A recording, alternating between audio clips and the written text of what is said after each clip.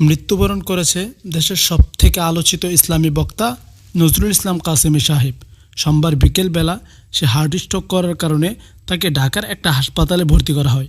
সে চিকিৎসাধীন অবস্থায় সে হাসপাতালে ভর্তি হওয়ার কয়েক ঘন্টা পরে সামাজিক যোগাযোগ মাধ্যমগুলোতে আমরা খবর পাই তার মৃত্যুর খবর। ইতিমধ্যেই নিশ্চিত হওয়া গেছে যে তিনি আল্লাহর ডাকে সাড়া দিয়ে এই দুনিয়ার মায়া ত্যাগ করেছে। ইন্না লিল্লাহি ওয়া ইন্না ইলাইহি রাজিউন। আল্লাহর একজন প্রিয় বান্দা দুনিয়া থেকে চলে গেছে।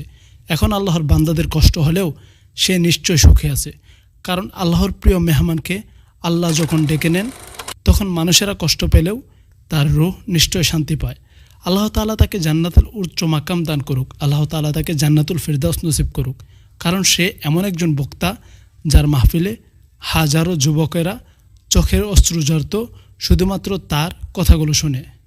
তিনি এমনভাবে মানুষকে দিনের দাওয়াত দিত যে মানুষ সরাসরি জাহান্নামের ভয় পেত, পরকালের ভয় পেত, আল্লাহর ভয় পেত।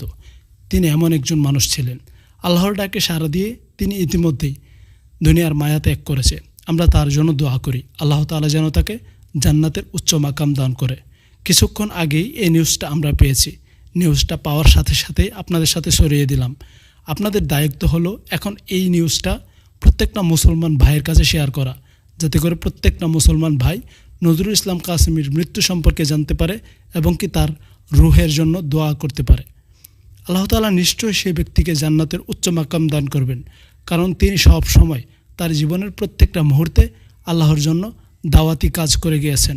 তিনি ইসলামের জন্য দাওয়াতি কাজ করে গিয়েছেন, মাঠে ময়দানে কষ্ট করেছেন। নিশ্চয়ই আল্লাহর মেহমান তিনি।